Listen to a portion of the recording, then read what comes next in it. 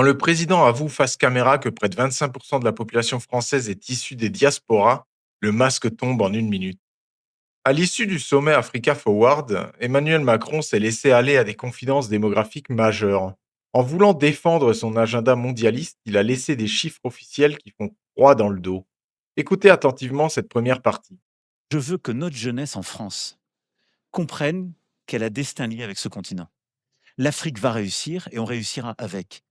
Et nous, Français, on a près de 17 millions d'entre nous qui faisons partie des diasporas.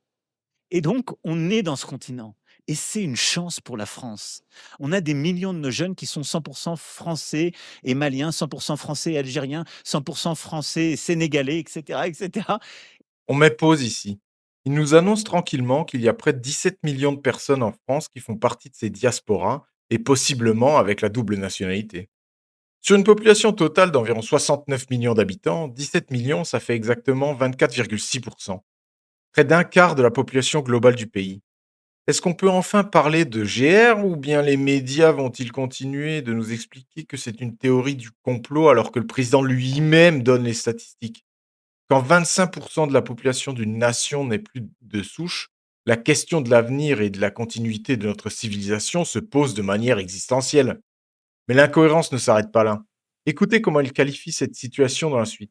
Et c'est une chance immense pour réussir Merci, avec ce continent. merci. Donc voilà, j'ai pas de regrets, j'ai que des ambitions encore, de l'appétit, envie d'avancer, parce que voilà, le discours collectif doit changer sur l'Afrique. Il faut qu'on arrête de regarder tout ce qui va pas, il faut qu'on aille embrasser l'ambition de ce continent, la partager. C'est une chance immense pour la France. Voyons la réalité en face. D'un côté, Emmanuel Macron rappelle que l'Afrique est un continent jeune et dynamique qui va réussir. Et il a entièrement raison. Mais si l'on veut que ce continent se développe de manière autonome, pourquoi passons-nous notre temps à importer ses habitants en France et en Europe?